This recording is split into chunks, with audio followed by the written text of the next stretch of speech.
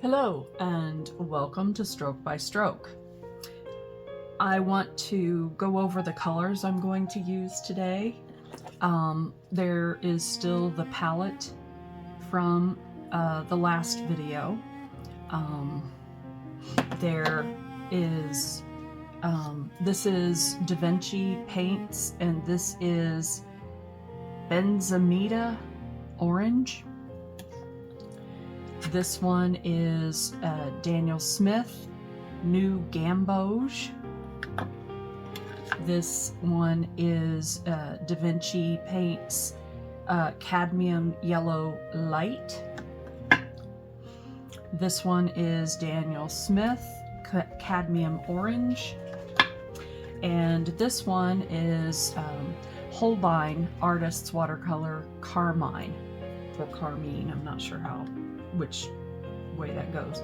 I'm also most likely going to use the Daler-Rowney FW acrylic ink in white, and I may use the Daler-Rowney Aquafine watercolor ink Burnt Umber. So in yesterday's image, or the last image, was excuse me, on a dry piece of mineral paper. My aphasia is having a field day lately. I don't quite know what's up with that, but anyway, so there are the colors, and I'm gonna go ahead and put these paints over here.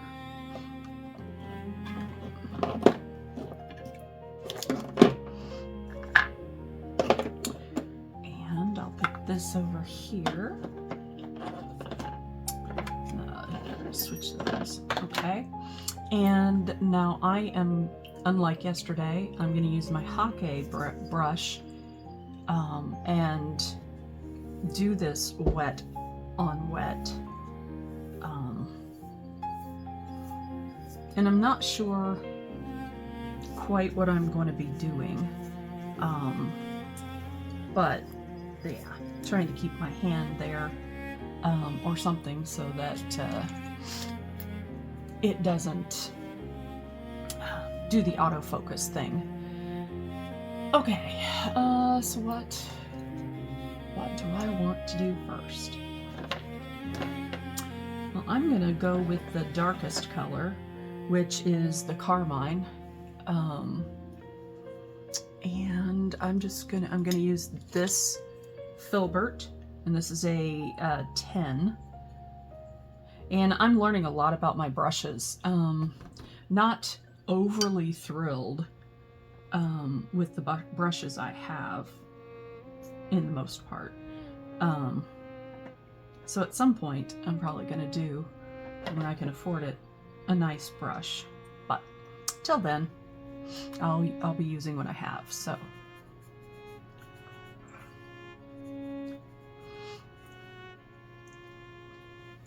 Okay. And I'm going to do the Benzimida Orange. And I have zero idea if I'm saying that properly, but I'm going to go with it.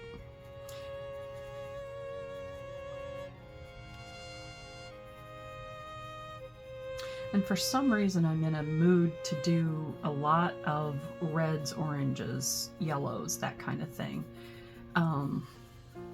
In the past, I haven't really wanted to use that color combination so much because, I don't know, I didn't like how it feels. But I'm in a different space now, so this is what I'm going to do. Next is the New Gamboge, which is a glorious, I love it. This is probably my favorite yellow, and it's, you know, I do love the Daniel Smith quinacridone gold, but New Gamboge is also just a glorious color to me.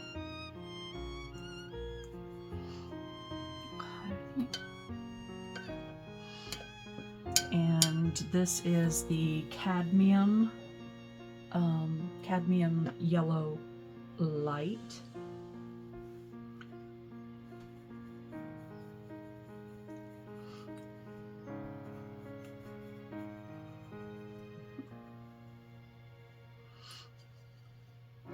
And then last but not least, this is cadmium orange.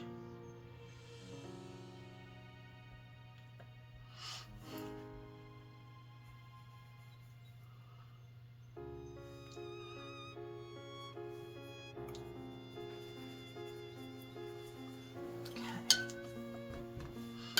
I'm gonna come back with some more of the carmine.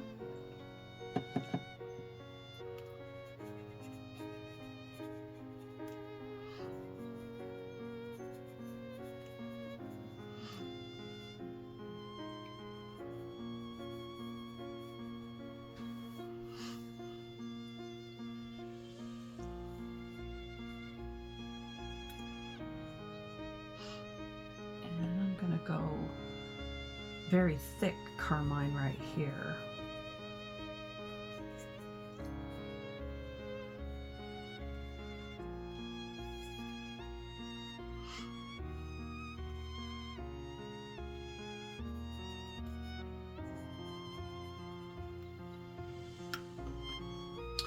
And I'm going to come over here to this palette, and this is the Antwerp blue.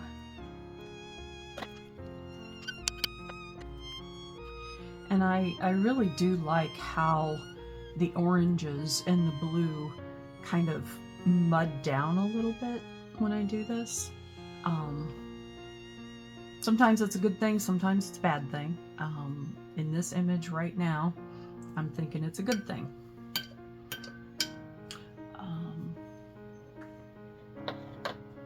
And this is the permanent magenta, which is purple. Oh, look at that spread. I really do like this color. I like how it interacts on the mineral paper.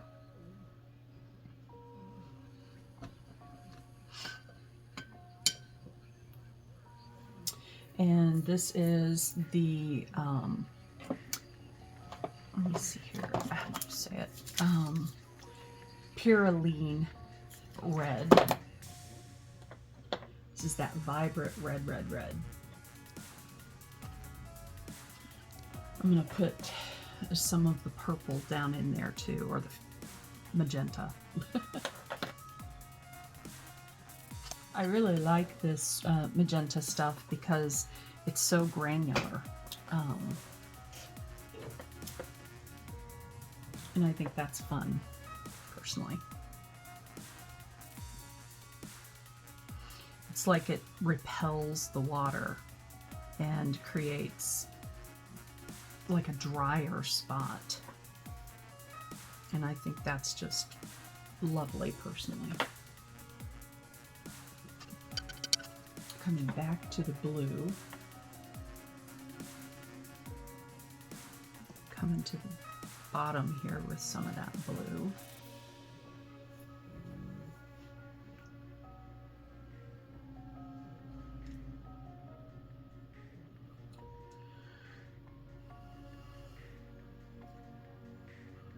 And there it is with all the other colors kind of starting to mix in.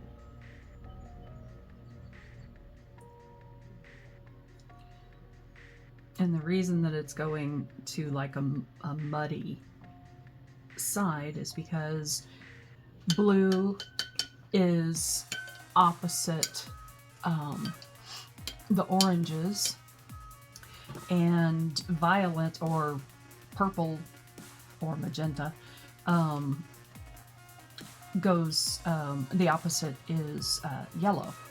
So it's not a surprise to me at all that this is muddying down. In fact, I was kind of hoping for that, because if I don't have to use the burnt umber, I think the image will look better personally.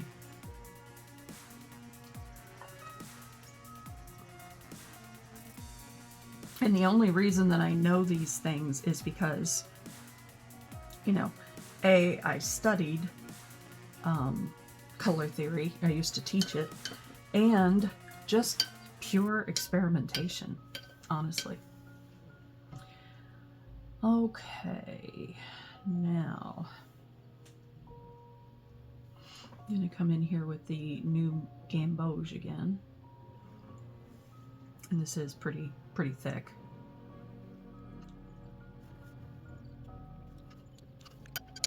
Okay, and this is the permanent rose from the last painting.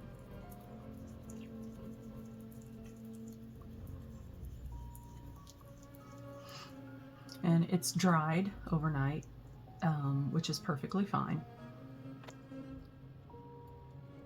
Look at how fun this all is. Whew, nice. I didn't realize that was going to happen.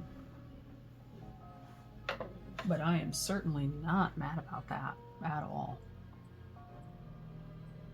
Okay.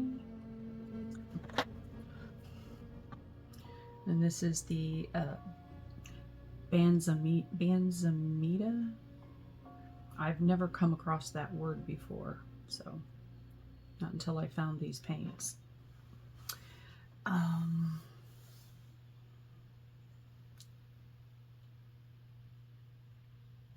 And this is also kind of thick. And one of the things I do really like about the mineral paper is, since it's not absorbent, it's easier for colors that I've already laid down to lift and react with whatever I'm putting over it.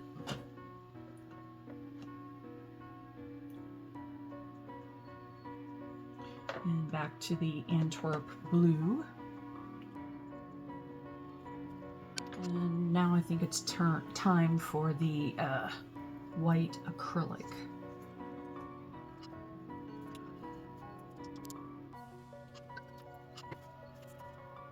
And this is a much smaller brush, which the number has, of course, washed off.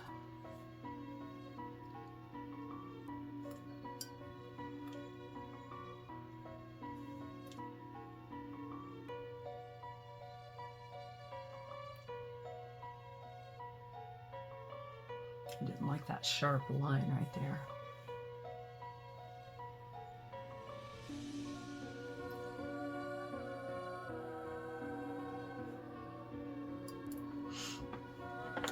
And I'm coming back here to the permanent rose. And I'm coming back into the, which one is this? This is the cadmium yellow light.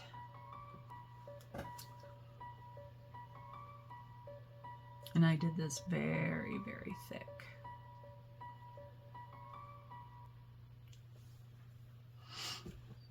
And see how it's getting the red, the greens and stuff. Just exactly what I thought it might do. Nice. And now I'm going to use a paper towel, brand new roll. And this, you know, I got the most expensive kind I could get, and that is sarcasm. This is 78 cents, I believe, at Walmart. Because the way I use them, I go pretty fast through. I really do enjoy the kind of pattern that comes.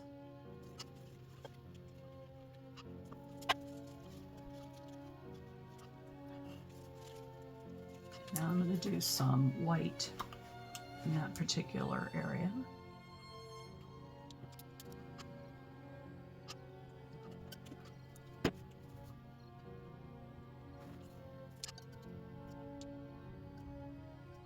I ended up not liking that green that it was making at all. It doesn't fit.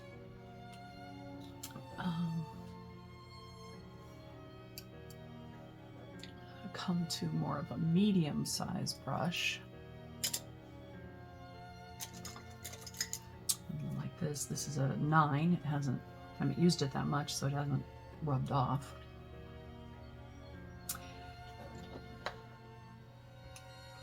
And back to the Antwerp blue. It's just fun to say Antwerp to me.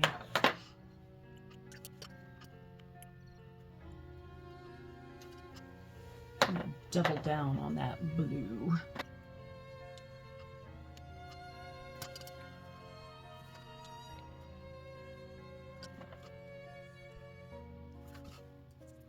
And now coming back to the magenta, which is really purple. I'm sorry, I just can't accept that this is not purple. Sorry. And I'm sure it has a lot to do with maybe the chemical composition or something as to the name, but in my world, that's purple, and it's gonna be purple.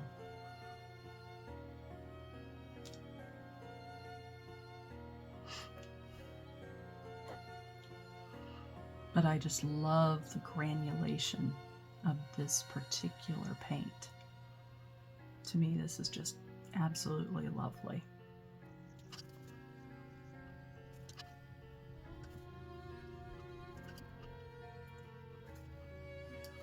And back to the blue.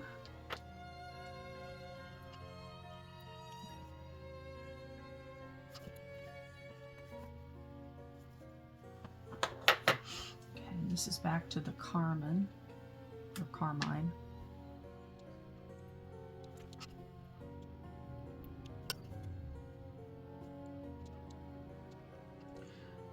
One thing that is a constant with my images, I have discovered, is I don't like sharp lines. I prefer curves. So that was over here in this corner, it was just way too angular for what I prefer. And so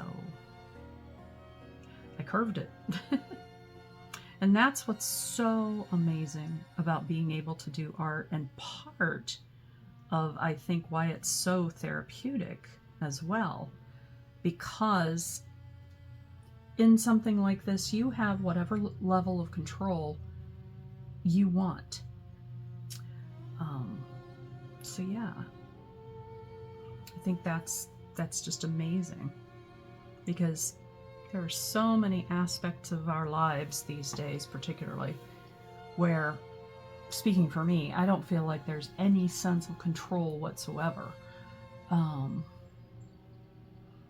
a very good friend of mine is dealing with health issues, serious health issues, and I was talking with her the other day, and she said she feels like she's a hostage. She's in a like a nursing home slash medical rehab place. In fact, I'm gonna try and go see her this weekend, Sunday probably,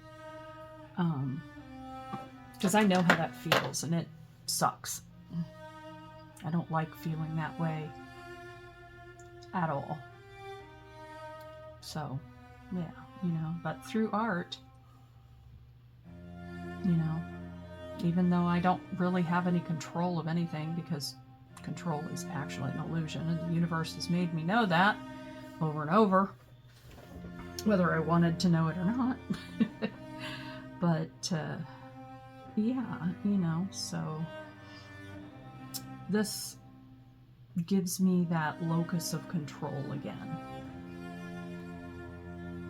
And sometimes I don't want the control. I want to let go of any control.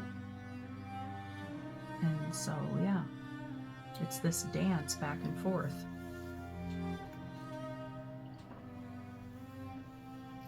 And it really does make me feel better, honestly. Okay.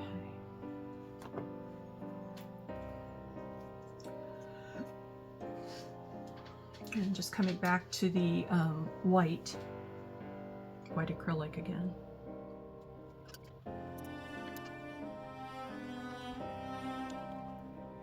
And one of the things I like about doing these intuitive images is I didn't know actually until I was actually doing it that I was gonna do this with the white. And spontaneity is a huge aspect of my art, my life actually.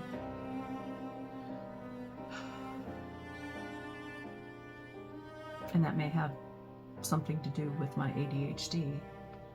In fact, I would not be even remotely surprised if that were true.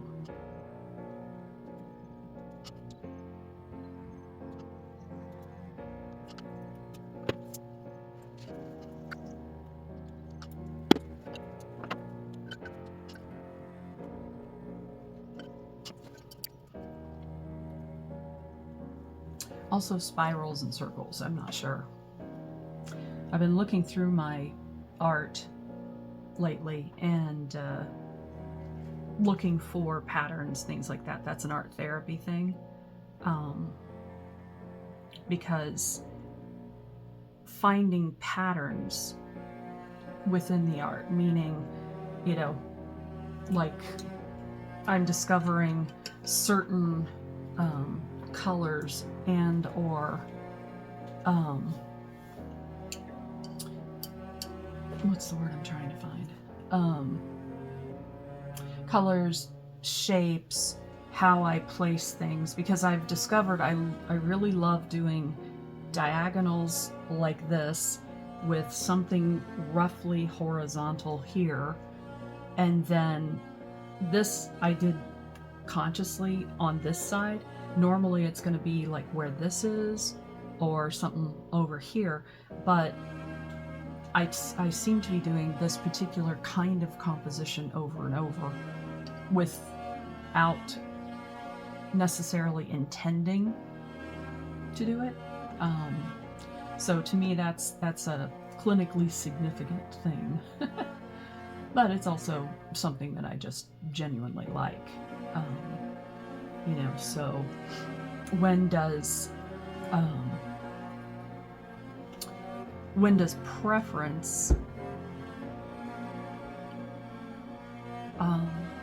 come into play?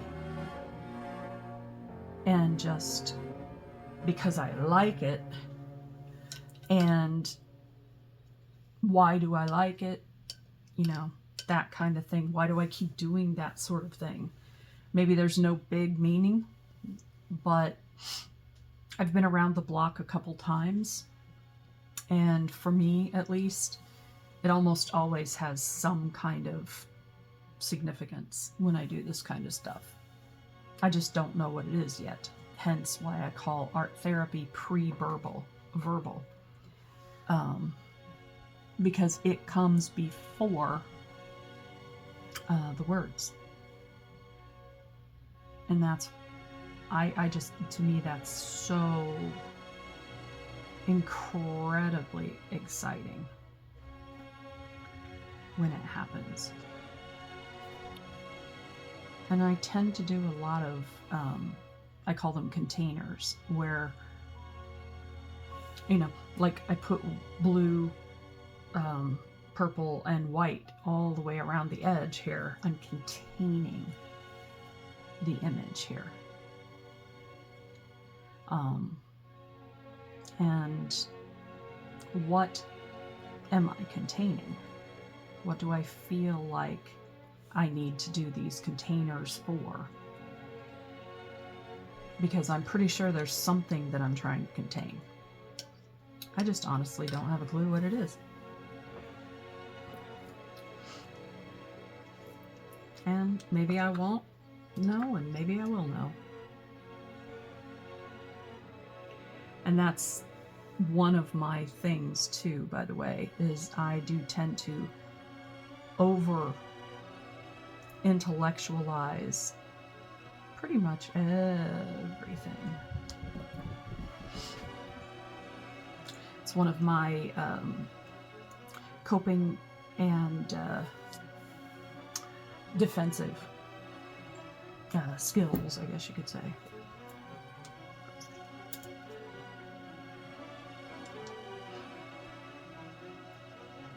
And also, I love connections. I love when things start connecting, like I'm doing right now. I'm actually containing, or connecting things using this white.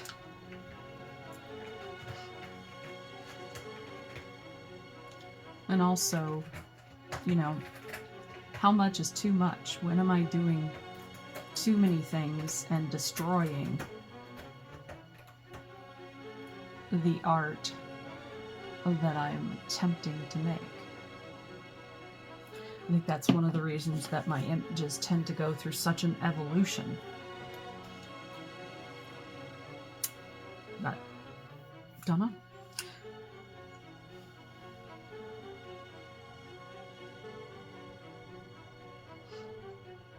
This is so exciting right here. This is pretty cool. This is interesting, but, you know, I'm not happy with this at all right now. So, excuse me.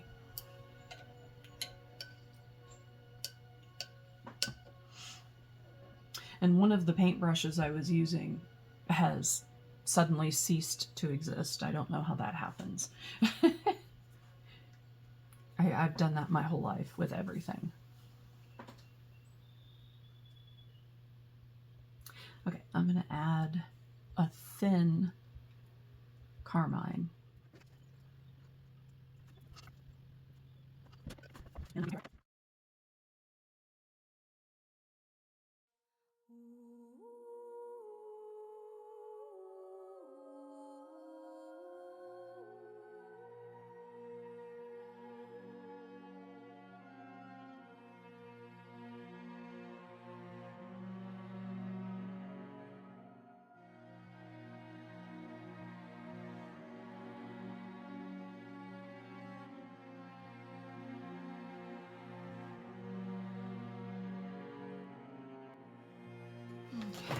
And I don't know if you could see how I was, before I used the paintbrush, I was actually using the air, the movement of the air, to move around the paint. So, yeah. And one of the things that happens when I use watercolor and acrylic ink, they might interact differently with one another in terms of how one might float over another or chunk up. That happened here. And I kind of knew that would happen and kind of didn't. I kind of like it and I kind of don't. So,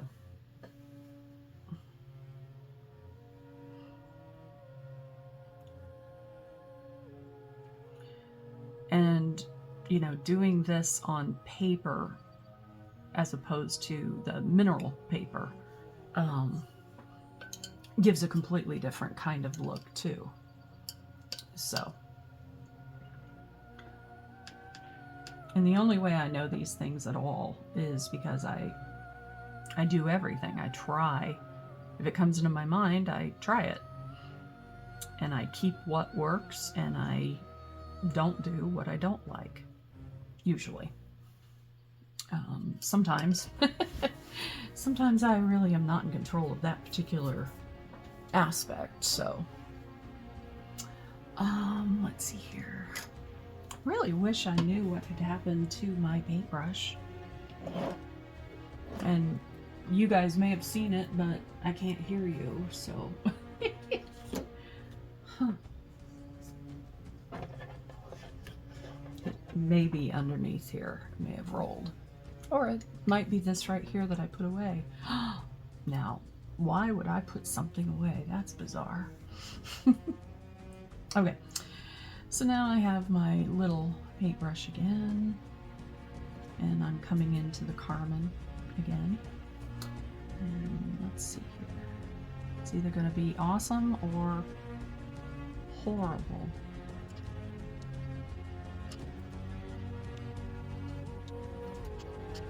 And there's some paint on my glass here. I'm not sure if you can see that. I think so. Anyway, so I'm gonna see what happens if I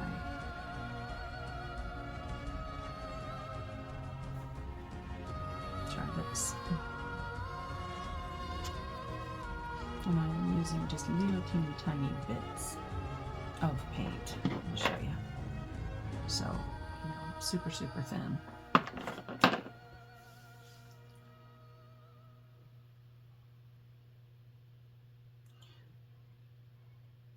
I also seem to be in a phase where I want to do, I start an image that is extremely uncontrolled, and then I come in like I'm doing right this second, and I start tightening it in with more precise, controlled details. Does it work? Sometimes. Does it not work? Sometimes. So. And another thing to pay attention to, if it has a sleeve like this around the bristles, excuse me, it will hold water here that will drip into what I'm doing. And that can create a terrible mess.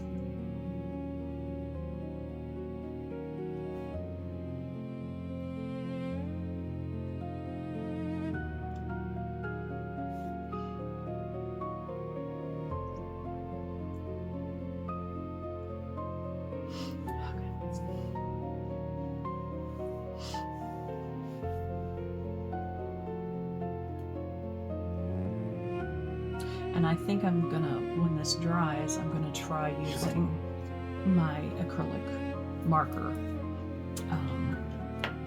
to really clear that up. So to do that, I'm gonna dry this first.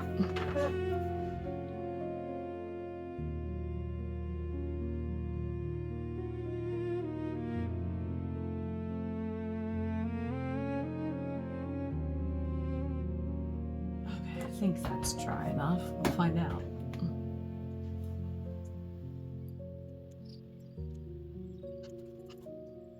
My hand was on something that was still tacky. Oh, didn't mean to pull. I just pulled the entire nib out. I was trying to clean it. Fun.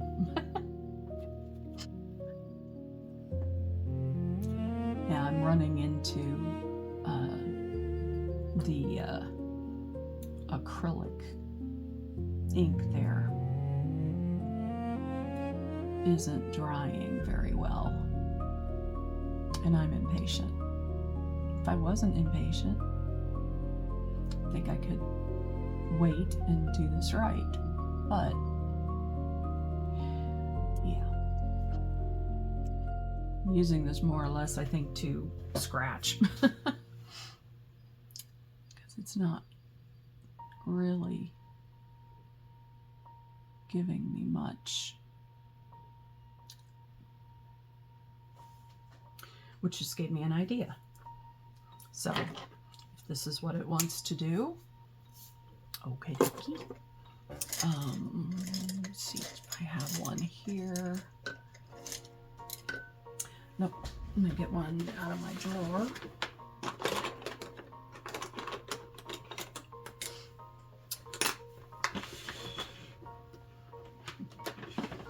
This is a tool that I have had for years that is great for cutting through clay, but I'm going to be using it to cut through here. Because remember, this is white mineral paper underneath. I don't recommend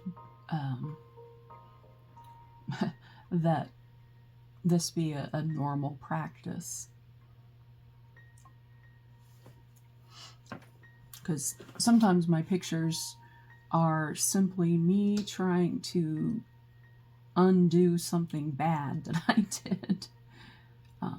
Not that this is bad necessarily, it's just I changed my mind on what I was trying to do, and I can see how thick it is.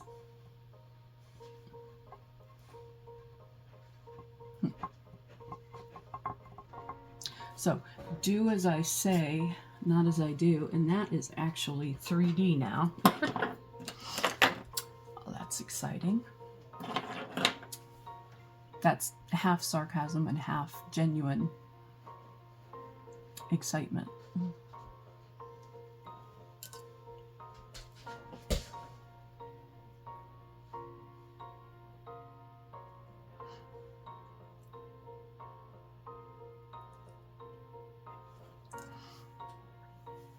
Is having this have like an embossed almost aspect is kind of cool, I think, in some ways. Now if I could just make it look cool, then I will have pulled it off. Otherwise, this might just be a terrible snafu.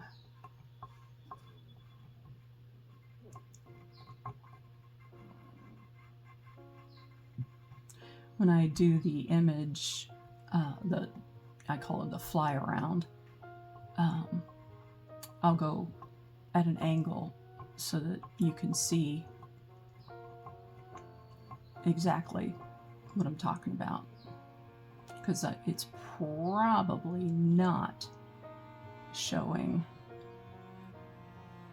on the camera too much.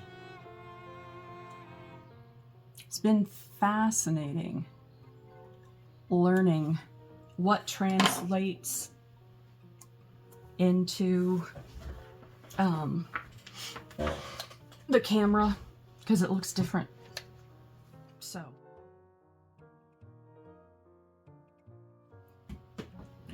and I use low, my hair dryer on low all the time, for two reasons. One is because if I do high, then my circuit will trip, because the way the weird wonky wiring is here. And the other thing is, I don't want too much force. And when I put this hairdryer on high, or if I try to use a heat gun, not a hate gun, that's a terrible thing. Anyway, it blows too much and will oftentimes move more than I am intending for it to. Okay. And the my pen, I don't think is going to work in this situation, so it's back to the acrylic ink. And these droppers get so many bubbles. And when I'm trying to do something really super detailed, kind of like this, those bubbles can be a serious kind of issue. Okay.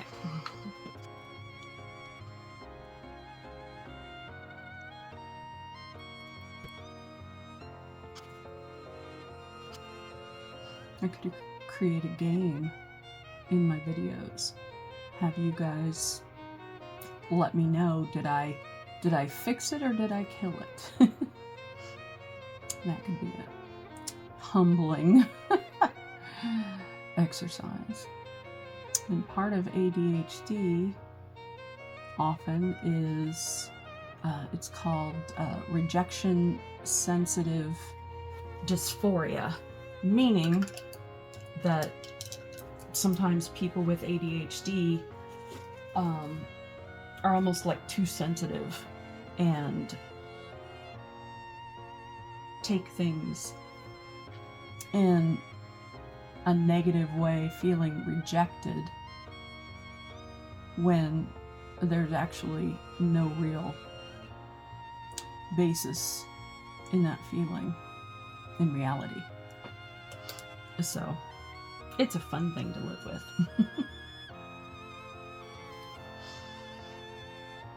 And one thing that's interesting is the older I get, the less I care.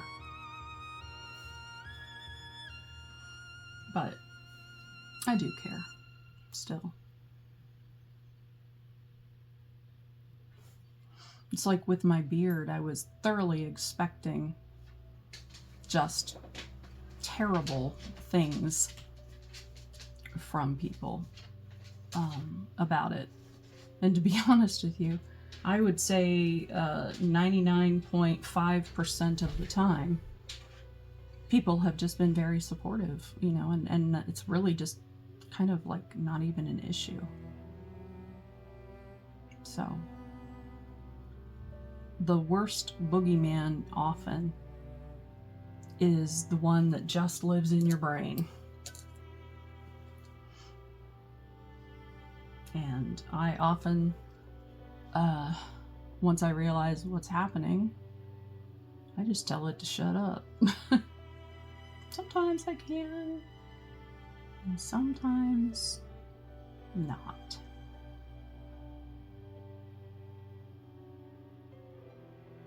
So, unfortunately, our brains love to kind of quote-unquote lie to us. And that's not a moral judgment. It's just a learned habit. You know, our brain learns what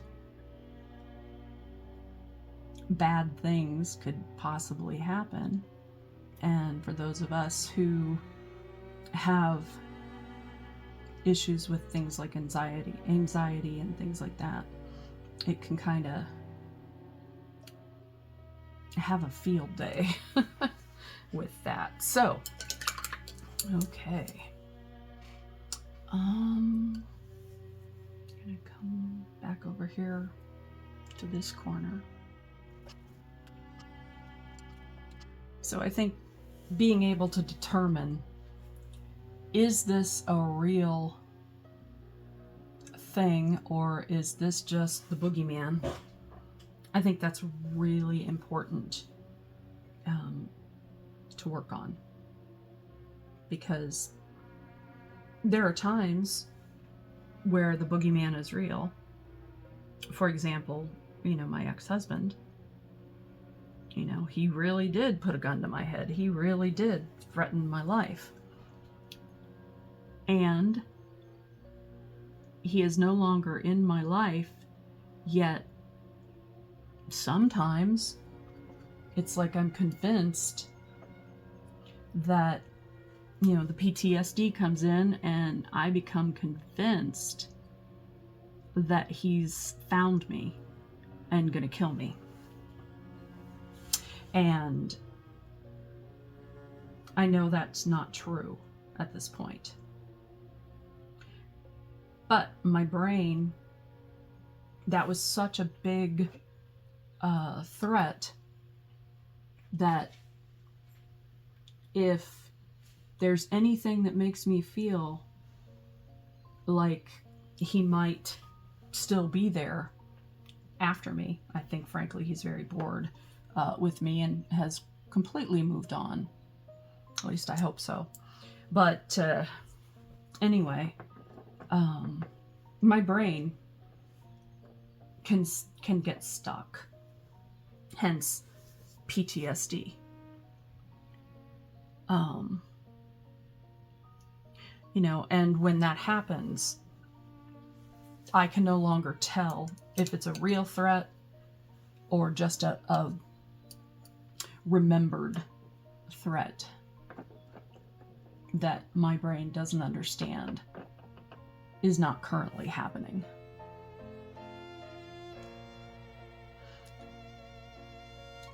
So if you are dealing with a boogeyman in your brain, be it real or remembered or even imaginary, try and show yourself a little bit of grace around that, because your brain is really just trying to take care of you. And hence why it's always good to have a therapist who can be like an objective mirror to help you assess, is this real, or is this my brain just doing its thing and it's kind of stuck? So I think it's incredibly important to have a therapist. I am biased, yes, of course. But I know it's part of why I went into being a therapist, because I know how helpful personally it can be to have someone who comes here and can see things not through that emotional lens that I'm in, but simply just can see things for what they might actually be. Because so many emotions in the brain, you know, and they're here for a reason. And I used to help my clients deal with that kind of thing. We would do work with the inner critic and trying to decide, you know, and this is, of course, the client decides, but is this part of you naturally, or is this something that was given to you by someone else? And with the inner critic, it's almost always something that was given to you. Not always, but usually. And understanding that it didn't start with you, I think there's even a book called that, I think is extremely powerful. And one of the reasons that it's so important to look at your boogeyman and so on and so forth is because if it's the unknown is much more terrifying than knowing what something is. And when I realized that the boogeyman is no longer real for me, it was extremely freeing.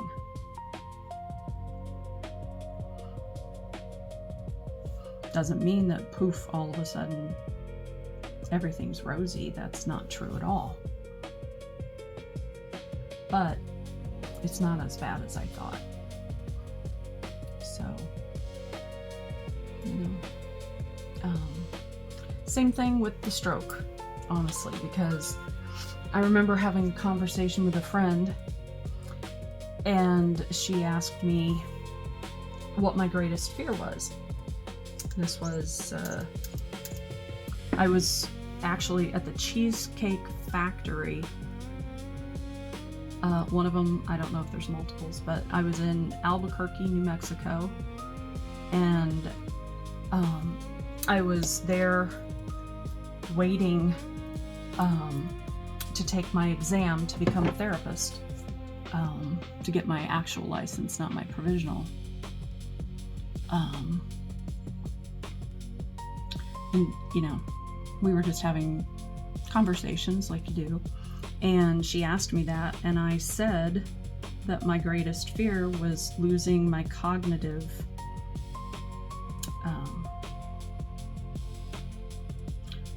abilities, basically. And apparently the universe was listening, because guess what happened? So yeah, it's a thing, you know. And I'm learning this particular video channel right now that, you know, you're experiencing if you're watching this, was very helpful to me, is actually, in helping me have that sense of facility. You know, I can still do things. Maybe not what I used to do, but just because I can't do what I used to do doesn't mean that I'm useless. And boy, that's been a hard lesson for me. And I still often struggle with things I can't do, being disabled, and it's terrible. And it's real, and it's not going to change, really. I mean, the brain does have a thing called plasticity, which allows us to, basically, it just creates, helps us create new neural pathways. And in doing this particular channel is helping me with those pathways. So, thank you. And the fact that, you know, I'd be doing this even if nobody was watching or listening. I say that all the time, but it's true. But the fact that you all do, well, not all, but, you know, there's a number of people who will interact with my videos. And that makes me feel like I'm still contributing to the world, you know. I have issues, but I'm not done just yet. And for a long time, I thought I was done. So, yeah.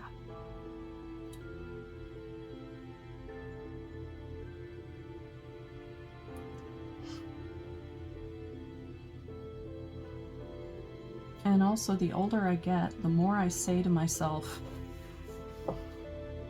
okay, you have a limited amount of time on this world. Is this something that you want to keep doing? And if the answer is no, then I start the conversation with myself about, okay, so if I don't want this, how can I change it? What can I change? And what do I have to accept? And that's actually helpful to me to ponder.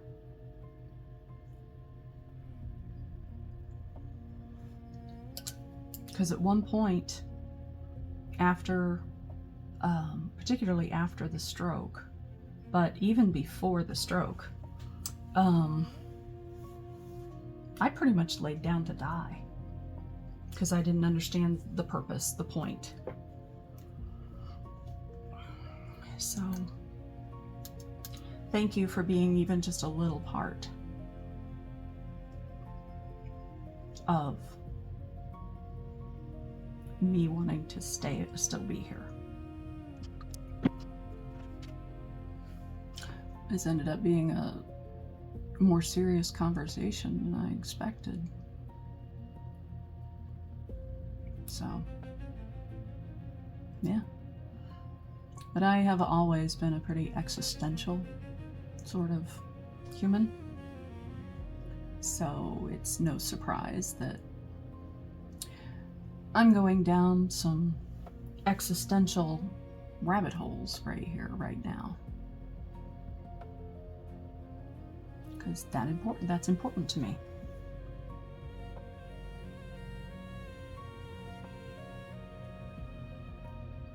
And on the flip side, sometimes I can't stand to think about that stuff because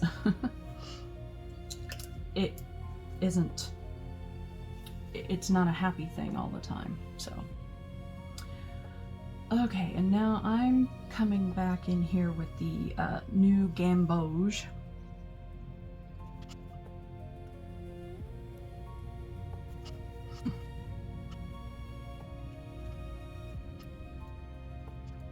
And I often will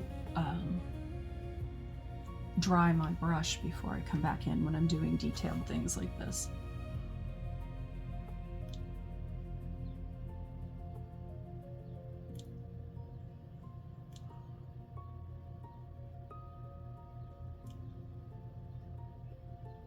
Because a drier brush, drier paint means more control. So, yeah.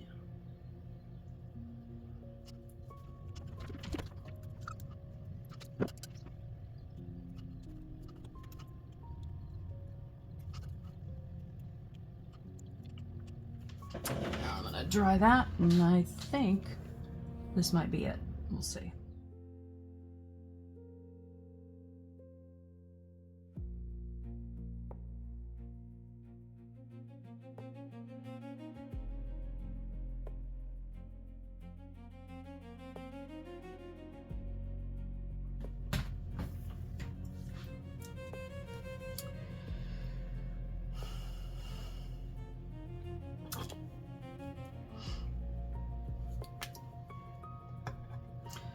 Well, let's see if I can use this.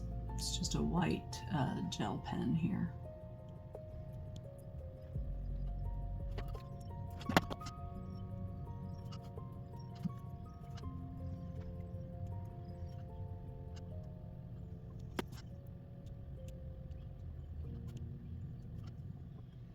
So this is just going to be textured, so I'm just stippling with my pen to go ahead and, you know, it's like, okay, it's proving to me that it's going to be textured no matter what I want to do. And so I'm turning the bug into a feature.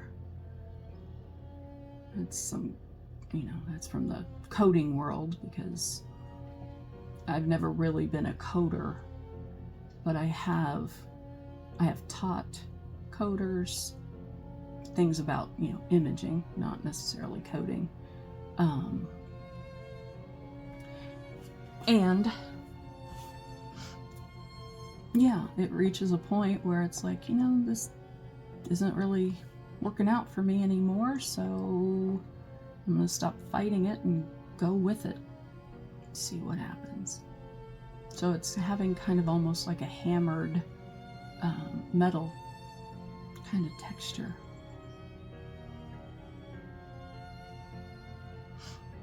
And I'm letting you in on one of my big secrets. You know, I meant it to be that way. That is not always true. Not at least in the beginning.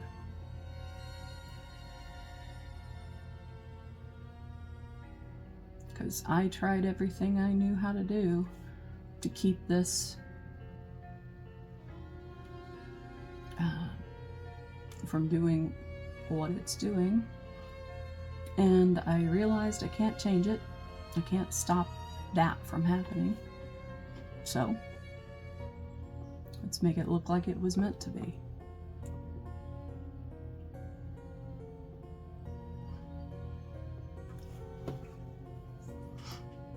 It actually does look better.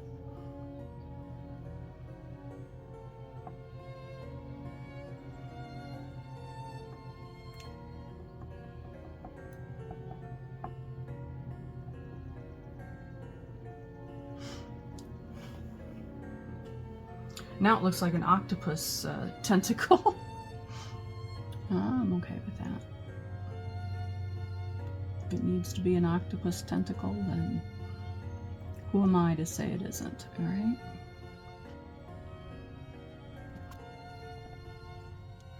Boy, I actually really like it now. All right, go figure. And I just need to make sure I don't put my hand on it, because that would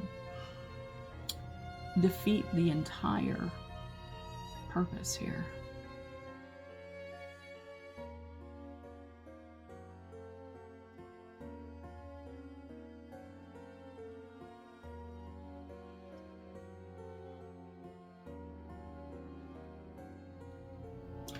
I'm going to call this one done. So, this has been Stroke by Stroke. I hope you enjoyed this process. It was supposed to, my intention was to make this a short video, but I can't seem to do those anymore. So, but yeah.